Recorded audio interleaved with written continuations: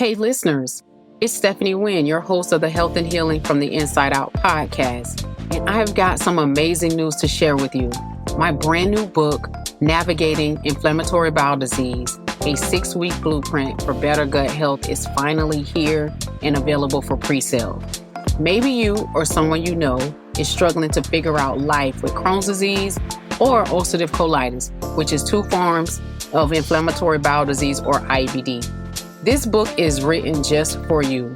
It's simple, easy to follow blueprint, packed with practical tips and real life advice to help you manage symptoms, find the right support, and feel more control. This book is like having a friend who truly gets it, like walking with you every step of the way. And the best part, you can get your autographed copy today. Just head over to navigatingibd.com to pre-order now. If you've been looking for answers, hope, or just a little guidance, Navigating IBD is here to help. Don't wait. Pre-order your copy today and start your journey to better gut health.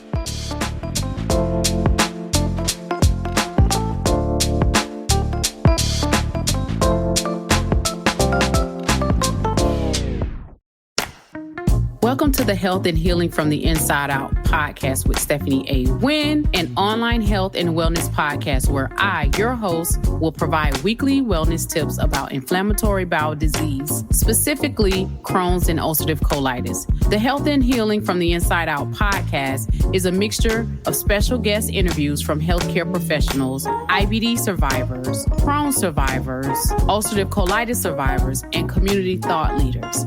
Be sure to select the subscribe button and let's start the health and healing process from the inside out.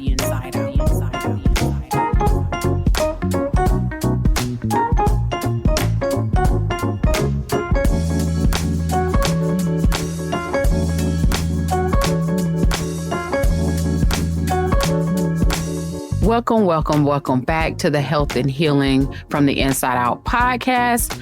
I am your host, Stephanie A. Wynn, and today we have an amazing guest.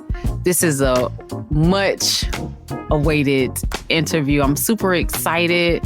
I have the wonderful Natalie Hayden. She is the founder of Lights, Camera, Crohn's. Natalie Hayden is a former TV news anchor and reporter whose mission in life is to advocate for those battling inflammatory bowel disease, also known as IBD. She was diagnosed with Crohn's disease in July 2005, 2 months after graduating from Marquette University. Her award-winning blog, Lights, Camera, Crohn's, which launched in July 2016, covers everything from overcoming struggles to celebrating small victories throughout all parts of the patient journey, from diagnosis and beyond. So I'm super excited to have Natalie on today because we too share some of the same things with this condition. And I'm super excited for this interview and I can't wait to dive in. Along with Natalie's blog, she's a part of the patient advisory board for IBD Moms and IBD Social Circle on the Patient Engagement Research Council for Janssen Pharmaceutical and serves on the Patient Leadership Council for the Social Health Network. She's also a patient advisor for the Piano Pregnancy and Inflammatory Bowel Disease and Neonatal Outcome Research Project, a social media ambassador for the Crohn's and Colitis Foundation, and a contributor to Everyday Health. Natalie was selected as an IBD research insider and patient reporter for the Crohn's and Colitis Foundation and the American Gastroenterological Association, the AGA. She is also an active volunteer and spokesperson for the Mid-America chapter of the foundation. Natalie has been featured by Women's Health Magazine, CBS This Morning, Wall Street Journal, Prevention Magazine, Self Magazine, Health Monitor Magazine, The Mighty, and on several podcasts. Natalie was honored with the Social Health Awards, Community Cultivator Award in 2022. Most recently, she was named the U.S. Patient Ambassador for the first ever global consensus conference for pregnancy and IBD. As an IBD mom of 3, Natalie hopes her story can comfort, educate, and inspire fellow patients. Welcome, Natalie. This is amazing. I'm super glad to have you here. Thank you so much for offering me the opportunity to be on your awesome podcast. I know we've been wanting to connect for several months now, and weather and illness and IBD has gotten in the way a few times, but I am thrilled that we are able to connect and talk about how IBD impacts our lives as women and in this community, and how we can really connect and help others. Absolutely. So let's dive right in. So we're going to talk about from news anchor to IBD advocate. You transitioned from a career as a TV news anchor to becoming a leading advocate for the IBD community. Can you share how your journey with Crohn's disease shaped this shift and how it has influenced your mission to empower others?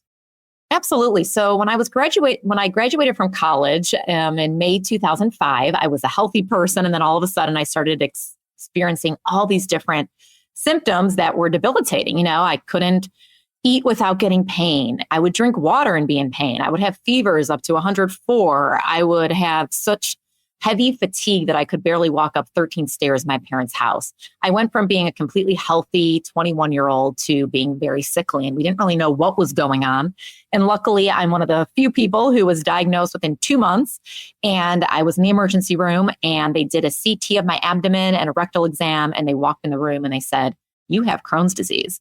And in that moment, I don't know whether I cried, I blacked out. It's almost like my world just came to a halt. The next thing I remember is being in the hospital room and being hooked up to an IV, prepping for a colonoscopy to confirm that diagnosis. And a week later, I left that hospital like a different person in a bad way. I was so devastated being told I had a chronic illness without a cure at age 21. All my hopes and aspirations of working in TV news, something that I had worked diligently at in college and interned at CBS Chicago for 2 years, unpaid, trying to get my foot in the door, and then finding out, you have this diagnosis that there's no telling what the next day is going to bring. I left the hospital on 22 pills a day with my future as a big question mark. My boyfriend at the time broke up with me when I was leaving the hospital.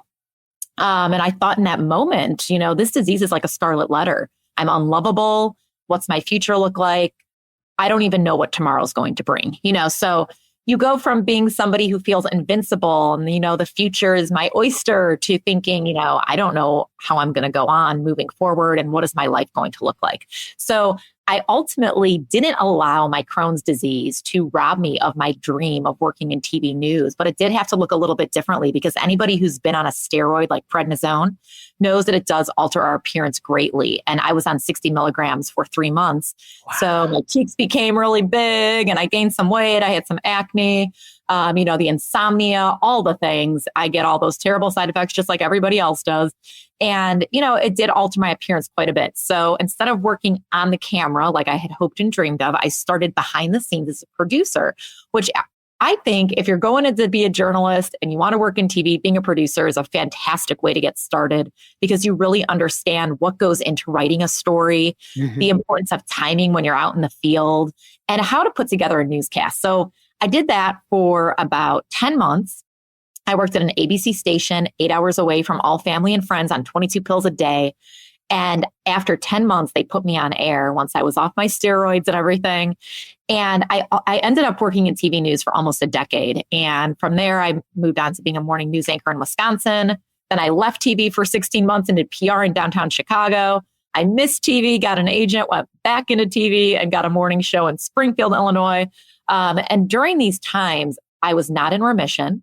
Nobody knew about my illness because back then, in 2005, Facebook had not even been out a year. Nobody was going on social media and saying, I have a chronic illness, I need help, I need community. So it was very isolating. I was aware of the Crohn's and Colitis Foundation, but I really didn't know anybody else other than my cousin's wife who had IBD at the time and a couple family friends. So I didn't feel comfortable sharing, being in the public eye, that I had Crohn's disease. So when I finally ultimately left the news desk on Halloween 2014, after several hospitalizations that left me, off the show for 2 weeks at a time, coming back on steroids, looking differently, my viewers wondering where I'd been, this kept going on and on. It was like a vicious cycle. My coworkers were fantastic and they knew the truth, but the public did not. So when I left the news desk and I had my own corporate job and I was living life down here in St. Louis with my now husband, I said, I want to be that voice that I so desperately needed when I was 21-year-old Natalie. I love being a storyteller. I love writing. How can I help others? And that's really what launched my interest and just my desire to be a voice in this IBD community. Awesome. That is powerful. Like, I so can resonate with you on so many levels with your job. Like, I had a corporate job, a really good job. I was in the financial services industry. Like, I was a trust administrator. And so for high-end clients. And so it was very stressful. And I think that's what really kind of like aggravated it, if you will. And so I would literally pull up to this job and my stomach would be just angry. And so, but I would still show up with a smile. I would still do my job. And one day I asked, hey, can I work from home? Because it was getting to the point I'm in the bathroom all day. Yes. And so the job that I was doing, it required me I had to watch the clock, like the markets. I had to make sure certain transactions was done. It was just, I'm stressed just listening to that. Yes. Like, you just had to just be at your desk all the time. And so I just remember saying, God, I know you're going to deliver me from this job. I didn't know how he was going to do it, because I was just, at that point, I was like, I can't do this work sick. I can't do anything feeling like this, right? I didn't know it was going to be Crohn's disease, but here we are, right? And so that leads me to my next question. Motherhood and IBD. You've been an incredible resource for others navigating family, planning, pregnancy, and motherhood with IBD. What are some key lessons or pieces of advice you'd share with women balancing a chronic illness and motherhood? Wow, that's a great question, Stephanie. I feel when I was diagnosed at 21, sure, at 21, you may or may not know you want to be a mom someday. I was one of those people who always knew I wanted to be a mom. But at that point in my life, I wasn't ready for kids or even thinking about having them. But ultimately, I knew at the end of the day, I did want to have kids. And I know my mom in particular was concerned when they would put me on certain medications. What is this going to mean for her fertility? What's this going to mean for her pregnancies? Back then, it wasn't much of an issue in my mind, but I do remember when they told me I was going on a biologic in 2008, that we were looking at each other like, what is this going to mean for your future of motherhood? And back then, there wasn't a lot of research. There wasn't a lot of conversation. There were only 2 biologics on the market in 2008. I had the choice between Remicade and Humira. It's a much different landscape now for the better. There are so many options for patients, which is fantastic, and so many that are safe in pregnancy. That being said, I knew that I had to be a healthy, safe haven for my children to bring them into this world. So when you're a woman with chronic illness and you're on these heavy duty medications, it can feel like you can feel a lot of guilt for staying on medicine while you feel a baby kicking in your stomach. I'm not going to lie. When I was doing my Humira injections with my pregnancies and I have a 3rd trimester belly and I'm seeing a little foot poke out and I'm trying to do a shot in my leg, it does make you emotional. But I think with each pregnancy, it did get easier because I had that evidence of my healthy babies in front of me. So I would see my son Reed while I was pregnant with my daughter and say, look, he's a picture of health. He was exposed in utero. Look at him now. And that kind of translated all the way through with all of my kids. I do think that there is just so much research and data available now that supports the safety and efficacy and low risk of staying on biologic while you are pregnant. Of course, you have to be careful. You have to be off methotrexate. Rinvoq, you really shouldn't be on it in pregnancy, but if that is the last resort, if nothing else works, they do say you can talk with your care team and decide, risk versus benefit and what you want to do.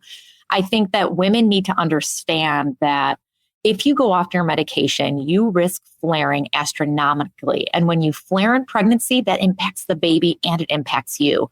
So you want to be as healthy as possible. And that is staying on your medication, which I know many people struggle with. And they think, I feel great in pregnancy. I'm just going to go off. If you go off, I think there's a study that said at 24 weeks, your rate of flaring just goes up through the roof. So I stayed on my medication through all of my pregnancies. I breastfed my second children. My first son, I was a little bit nervous because I was new to the game of advocacy. I was not well versed. I was nervous about Humira passing through the breast milk. So he was only breastfed for 3 days to get the colostrum in the hospital. And then I remember crying and having to give him his first formula bottle in the hospital and thinking to myself, I feel less than, and I wish I could give him more, but I don't want him to be connected to me in any way with my health anymore. Well, then I became more well-versed, and the AGA came out with the IBD Parenthood Project, which I was a part of.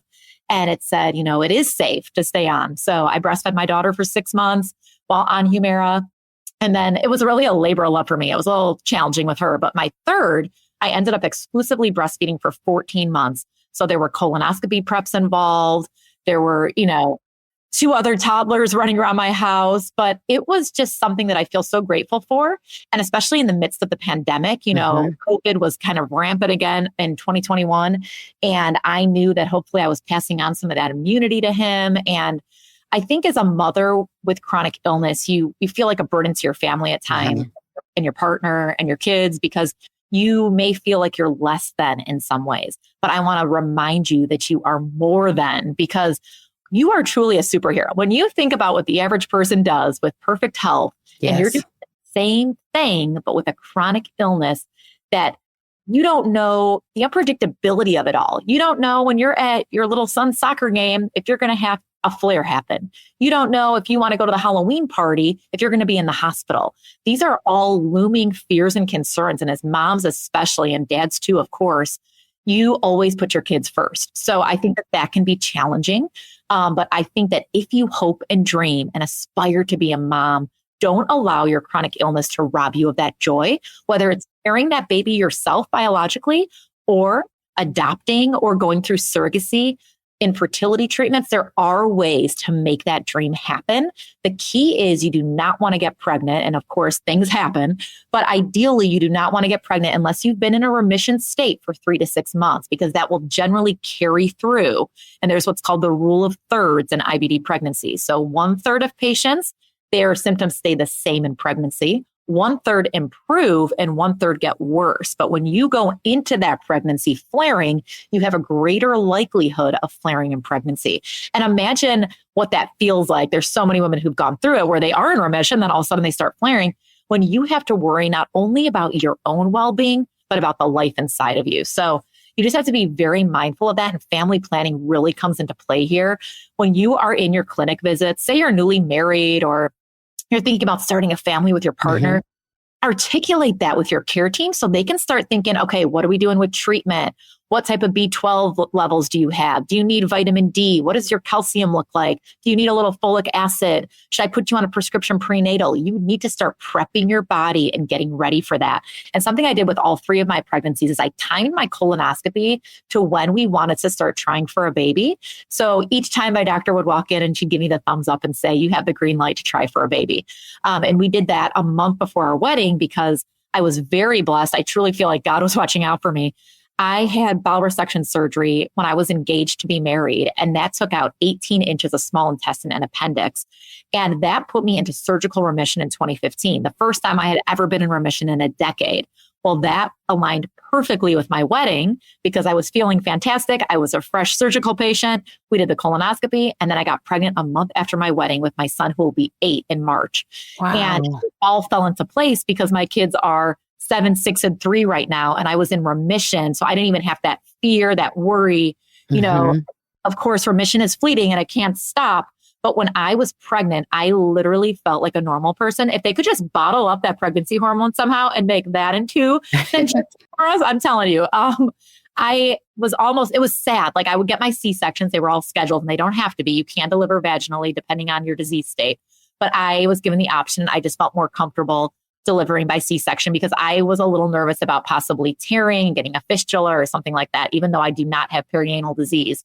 But I felt that maybe 2 days after that C-section, I wasn't flaring, but I would kind of feel that reminiscent, like gnawing feeling in my abdomen that I hadn't felt in 9 months, or the feeling that I had to go to the bathroom a lot. And it was just, kind of oh man, here we go again. This is what I did not miss. Yes. So, I'm very grateful that I've been able to sustain my remission by staying on my medication because trust me, when I was done with my surgery And I felt fantastic for 3 months.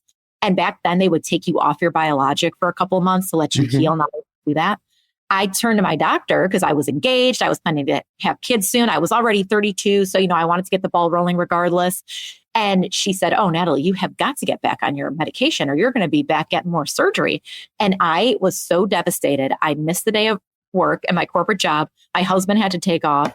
I was hysterical. I remember we went out for sushi and I just felt like, oh my gosh, I have to be pregnant with my medicine. And I remember that feeling. So trust me, I've been there. I get it. Yes. But I hope that my kids, especially, and that's what I post about my family so much on social media, is I want you to see how healthy they are, how much they are thriving despite being exposed in utero to medication. And what I love so much too that I was able to do and that I want so many other mothers to do is participate in pregnancy research. Yes. So my older two were part of mother to baby studies. Reed was tracked for 5 years until he graduated kindergarten. My daughter was just tracked in pregnancy for her study, but my youngest is part of piano. We had to deliver cord blood and lab work the day he was born to FedEx. My husband had to rush out after my delivery. It was kind of a crazy situation, but I was so grateful to contribute to research and science in that moment. And he is being tracked until he's 18 years old. And this is just annual milestones. It's like when you go to the pediatrician and they ask you questions, but this is how we really back this data long term. And we say, hey, this baby was exposed 30 years ago. Look at how well they're doing. Instead of just saying, oh, they did well in pregnancy. Women want science and they want data, and we're going to give them that. But we all have to play a role in that. Yes. So if you're newly pregnant, wanting to be pregnant, pay attention to these awesome studies out there. The Wisdom study is looking at fertility in IBD. This is for all women, whether you think you have infertility issues or not.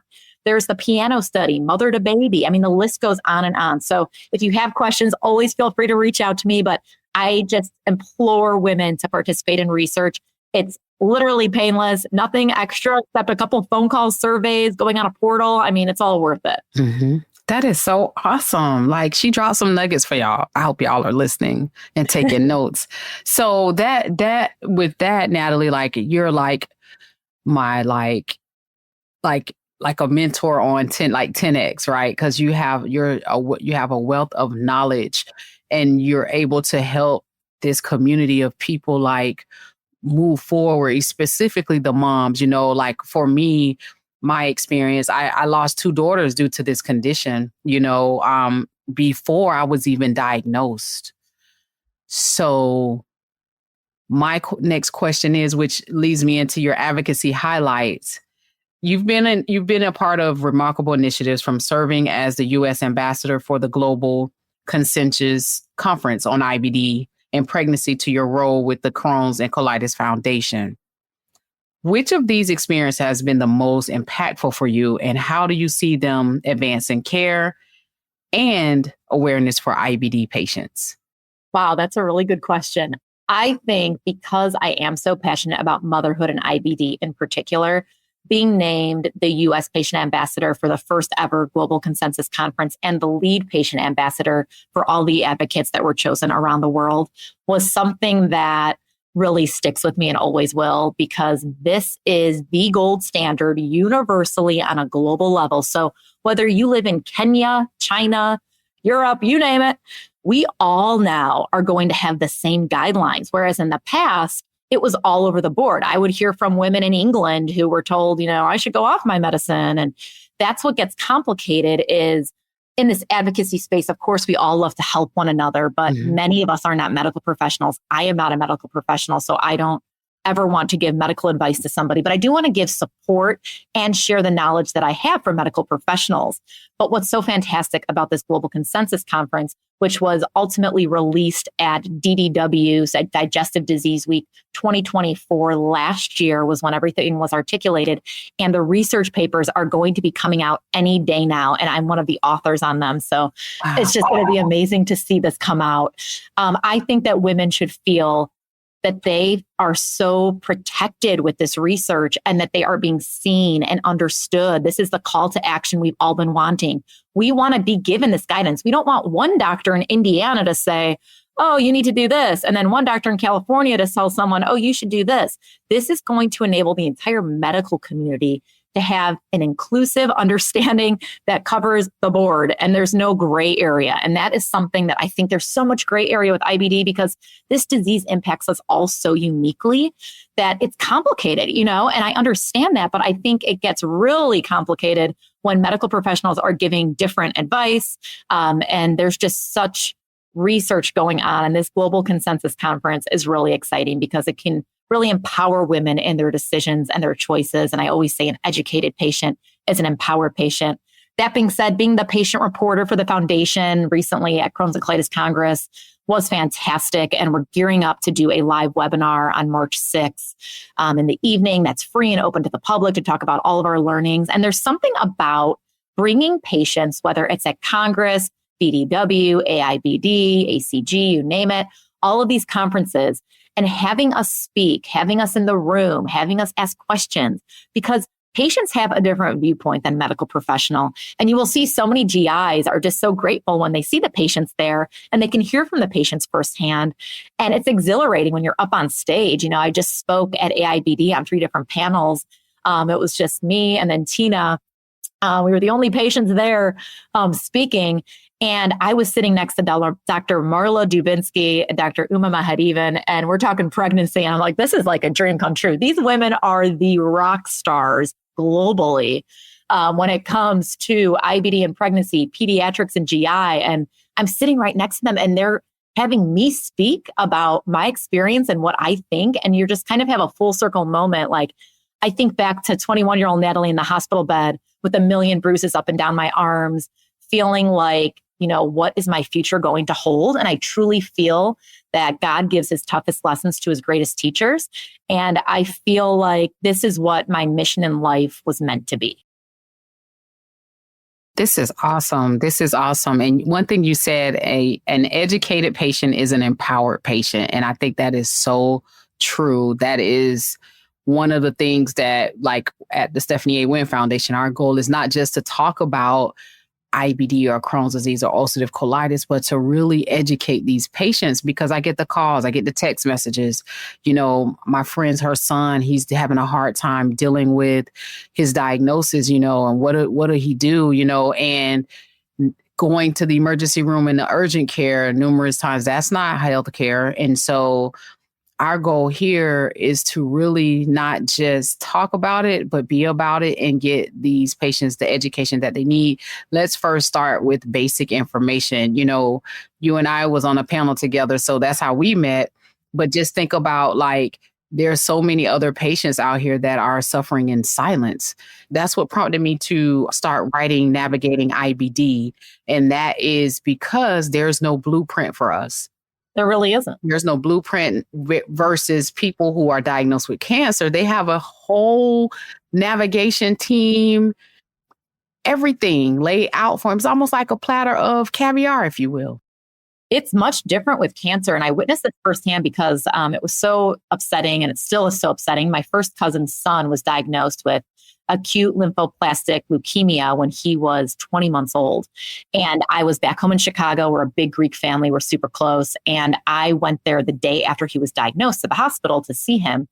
And, him and my son are, I think, 7 weeks apart. So they're very close in age. It was like a very similar situation with me having a healthy son and her having a son with cancer. It was just devastating in our family. And I'll never forget being in their room and seeing all these different social workers. And granted, this is a pediatric case, but they handed several binders of information to them the day after diagnosis. And I thought to myself, wow, this is a lot of information, and you might feel a little bit overwhelmed being given all this. But where is this for the people that have chronic illness like IBD? For us, we're just told that in one sentence and sent on our way on all this medication and have to find our journey and our path ourselves. And I think that is so scary and overwhelming because for us, there is no cure. There is really no one treatment that works for each person. So it's complicated. And I really do think that your blueprint is going to be a game changer for this community. So I'm really pumped about it. Yeah. So this leads us to our final question. And this has been really good. I mean, if you all are enjoying this, please leave a comment, share with someone who you feel can really take these nuggets from Natalie, because she is the best. So we're going to celebrate meaningful victories because this is Festive Friday, right? And so your blog, Lights, Camera, Crohn's, focuses on celebrating meaningful victories throughout the patient journey. Can you share a moment from your own journey that brought you joy or resilience and how that mindset will help others who are living with IBD? Wow. I think there's been so many, celebrations along the way. To me, a celebration doesn't have to be something grand and big. For me, there have been so many times through my motherhood journey, especially where it's a beautiful day outside. I'm not fatigued. I don't have symptoms. I was pushing the stroller. All three of my kids are around me. We're on a path. I look up, I see the open sky, and I thank God out loud. And I literally say, and it makes me emotional because when you have a chronic illness, no matter where you are in your journey, whether you're a mother, a father, or not, you take these moments when it is a beautiful day, when you feel well, that you're walking into Target and you feel well, you're celebrating. Yes. Nothing is taken for granted. Mm-hmm. And prior to my chronic illness, and for anybody prior to their diagnosis, you have this feeling, you just expect to wake up and feel well. So each day, it's nothing really, you're like, great, it's another great day. When you have something like IBD and you have these moments in your life where you can just pause and say, thank you for this. I'm so grateful for this. I've had that multiple times. It happens to me, all the time. I'm always thinking about how I'm feeling. So whether you're in remission or not, I think it's important that people know this. Remission is not perfection. So just because you're in remission doesn't mean, you have zero symptoms. You're like a normal person. Nope, that's not the case. I still have this inner conversation, just like the rest of us. Should I drink this coffee or is it going to make me go to the bathroom while we interview? Should I eat this or is it going to trigger something in my stomach? Where's the local bathroom? Where am I going to do with my cart when I have all three kids with me and I'm shopping and I have to run to the bathroom? Mm-hmm. Are they going to say something embarrassing in the public stall when everybody's in there about it smelling? There's so many questions and comments, that go on throughout the day that make our lives a little bit differently. Am I going to wear a pants with buttons on them when I go to this meeting? Or am I going to wear a dress or leggings with loose, stuff around my abdomen so that it's not restricting me and causing abdominal pain? So these are decisions we are making, and it's a touch point throughout our day for every day. So imagine how exhausting that is for your peer, your spouse, your friend who has a chronic illness like this. We have a constant question going in our mind every single day of every hour. And that's years. I'm going on 20 years with Crohn's in July. So it gets to be a part of you. I think that you start to see it not as a scarlet letter, but more of as a badge of honor of all you're able to accomplish. And I hope that you take a moment today to reflect on everything you've accomplished in your life despite your IBD, and let that make you feel like a badass because you are one. And I really think that people need to take a moment and really think about how their perspective has shifted. And, I'm not saying, oh, great, I'm so happy I have IBD, but I've often been asked in interviews, if you could go back in time and never have been given Crohn's disease at age 21, would you? And I, honest to God, say I would keep my Crohn's because I was diagnosed at 21. I'm 41 now. I don't know adult Natalie without Crohn's. And I don't think I would be the same person if I did not have my Crohn's. So yes, it's been difficult. There's been terrible moments. There's been sobbing. There's been, I've been devastated, but there have been a lot more celebratory moments. So I think it's as patients to focus on the positives, not the negatives. Give yourself grace, be patient. It's okay to be mad. It's okay to be upset. It's okay to ask, why me? But always remember that your comeback is going to be way stronger than that setback. Yes, that is so awesome. And that is so good, Natalie. Thank you so much for that, because we need to hear that. We do definitely need to hear that. And I'm with you. Everywhere I go, I map out, hey, where's the bathroom? Mm-hmm. And I have my emergency pack with me. So I have my Lysol, my poopery, especially when, like you said, when you're diagnosed, your goal is to, I have to do this now, because you don't know when you're going to be laid you're in the bed. You can't move. You don't know when you're not able to move for the day. So every day, what I do, I maximize my time. I go hard every day that I can. And so that leads me to the end of our interview. And you have some good news. You just co-authored a book. tell us about that and where people can purchase that. I am so thrilled about this. So it's a long story, so I'll try to sum it up. But there is a book that was a national bestseller that's still available called So God Made a Mother. And it's from the popular website, Her View from Home, which is basically stories written by women and men across the world about motherhood and fatherhood and that sort of thing. Well, they created this book that was a bestseller. Well, it did so well, and it's a fantastic book. If you haven't had a chance to read it, I highly recommend it. Well, Leslie Means is the author. So she decided to do a follow-up book called So God Made a Grandma.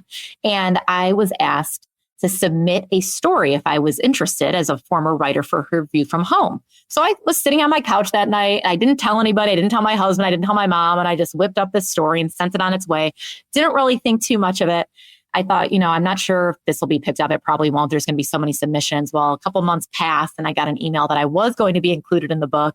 And it is coming out March 4th. My story about my mom who lives in Chicago, 323 miles away, and what she means to my kids as a yaya, which is Greek for grandma. And I think so many people that have long distance grandparents who are their children's world, and my mom is my best friend. So the fact that I was able to be published in this book amongst amazing writers, and they're expecting it to be another national bestseller. I am just pumped. It's at Target. It's on Amazon. It's going to be at Barnes & Noble, Hobby Lobby, you name it. It's available March 4th. It's a great Mother's Day gift. And I'm hoping that going through this and just kind of spurring my interest and being like you, Stephanie, and being a published author, I'm hoping to write my own book one day. I just want to make sure that when I do it right. And I'm just trying to figure out what I want that angle to be. But ultimately, I do want to write a book about IBD. We waiting on you, sis. You got to do it. Maybe you'll put me back on when that time comes. Yeah, sure will. This is so good. So where can they purchase a copy?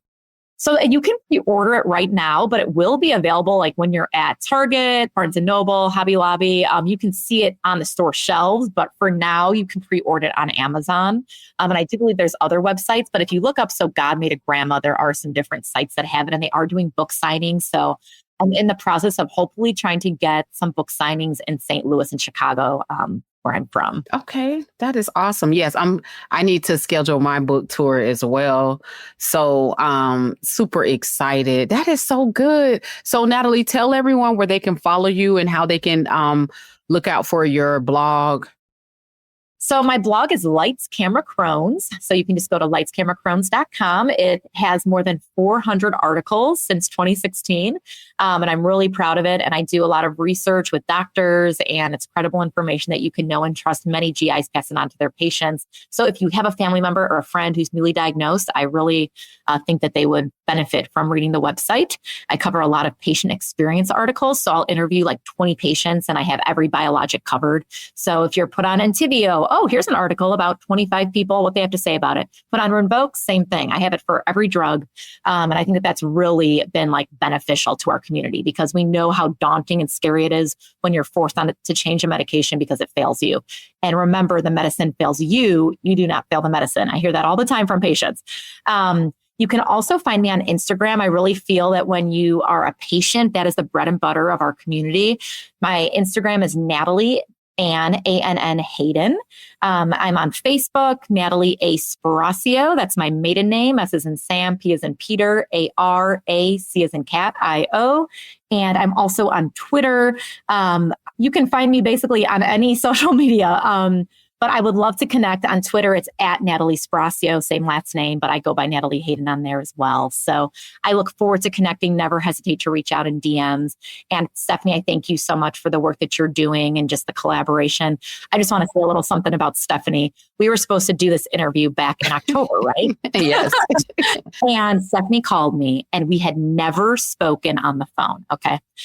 She said hello. The way she said hello, I knew something was wrong. Mm-hmm. And in that moment, we connected as friends. Yes. And I said, Stephanie, are you okay? And she said, no, I'm not. And in that moment, she was about to start Rinvoq, but she had not.